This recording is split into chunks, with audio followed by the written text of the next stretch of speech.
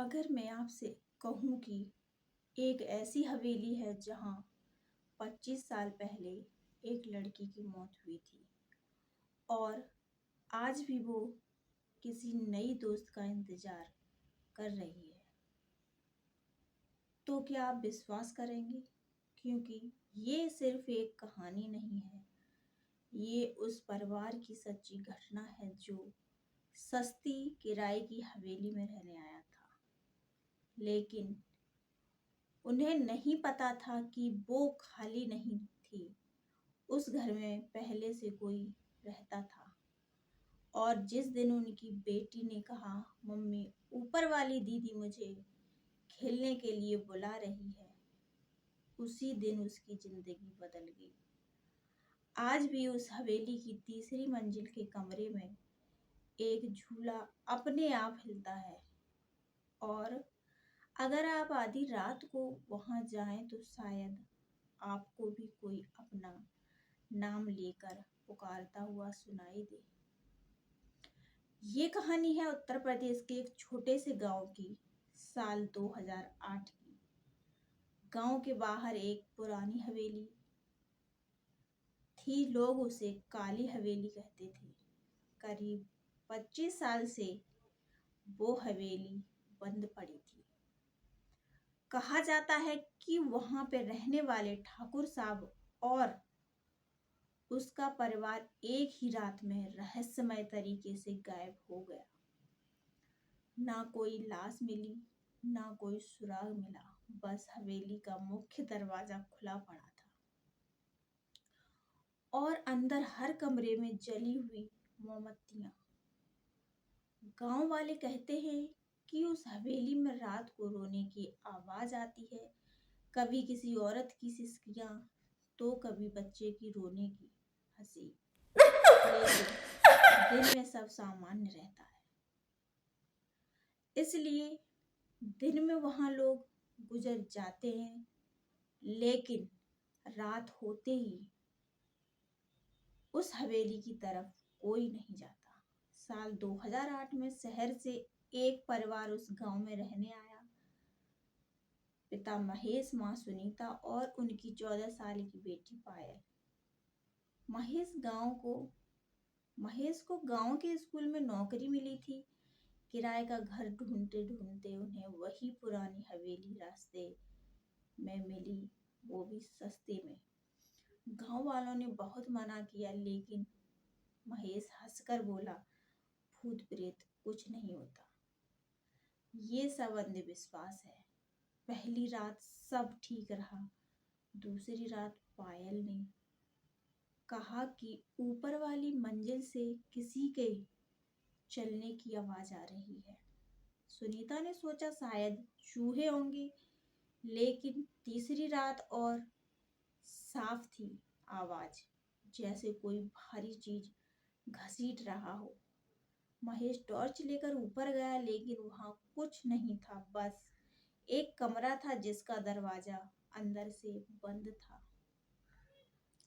अगली सुबह महेश ने वो दरवाजा तोड़ने का फैसला किया। जैसे ही दरवाजा खुला, अंदर धूल जमी थी, लेकिन कमरे के बीच में एक झूला रखा था जो धीरे धीरे हिल रहा था।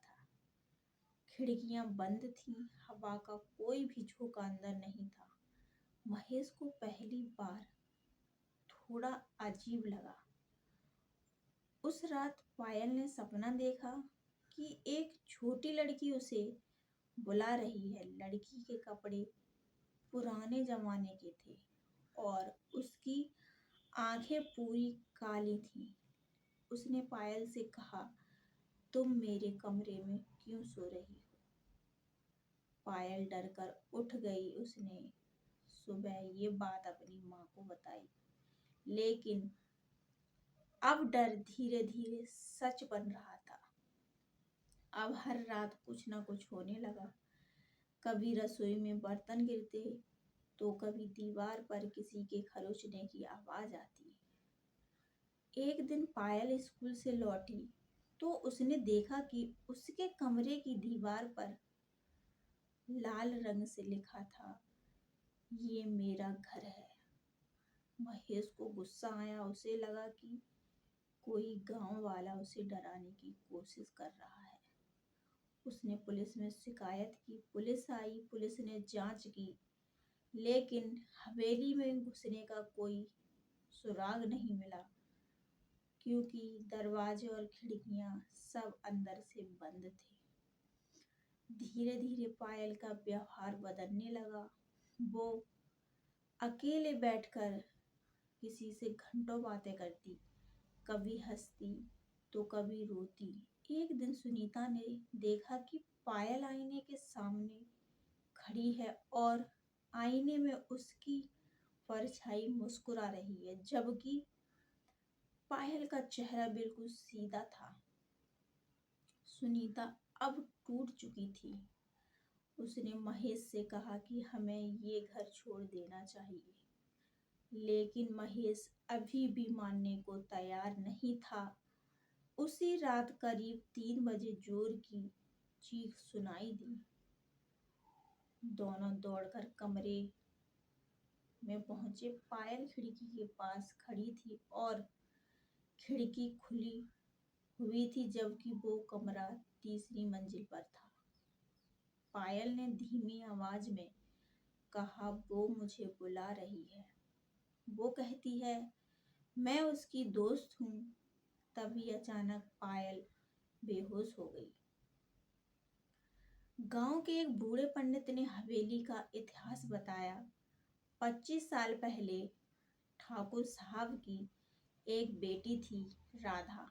वो बहुत अकेली रहती थी। एक दिन वो तीसरी मंजिल की खिड़की से गिर गई और उसकी मौत हो गई। लोगों को शक था कि वो हादसा नहीं था। कहते हैं उसकी आत्मा को शांति नहीं मिली और वो आज भी किसी दोस्त की तलाश में है। उस रात महेश ने फैसला किया कि वो अगले ही दिन घर छोड़ देगा, लेकिन बहुत देर हो चुकी थी। आधी रात को अचानक पूरे घर की लाइट चली गई। अंधेरे में किसी बच्ची की हंसी गूंजने लगी। जब उन्होंने पायल को ढूंढा तो वो तीसरी मंजिल के उसी कमरे में मिली। झूला तेजी से हिल रहा था और पायल हवा में जैसे किसी के साथ खेल रही थी। अचानक उसने आंखें खोली। उसकी आंखें पूरी काली थी। उसने कहा, अब मैं अकेली नहीं हूँ। महेश ने दौड़कर उसे पकड़ा और नीचे ले आया। उसी पल झूला रुक गया और हवेली में जोर की आवाज हुई। उसे जैसे कोई हमेशा के लिए शांत हो गया हो। अगली सुबह वो परिवार तुरंत गांव छोड़कर चला गया। हवेली फिर से खाली हो गई, लेकिन कुछ महीनों बाद गांव के 2 लड़के रात में हवेली में घुसे। सुबह उनकी हालत पागलों जैसी थी। वो बस एक ही बात दोहरा रहे थे, जो हिल रहा है और वो लड़की अभी भी खेल रही है। आज भी काली हवेली में दिन में शांत खड़ी है, लेकिन रात में जिंदा हो जाती है। तो अगर आपको कभी कोई सस्ती और बड़ी हवेली मिले, क्या आप उसमें रहने की हिम्मत करेंगे? अगर आपको हमारी कहानी अच्छी लगी हो तो चैनल को सब्सक्राइब करें और ऐसी कहानी के लिए हमारे चैनल पर बने रहें।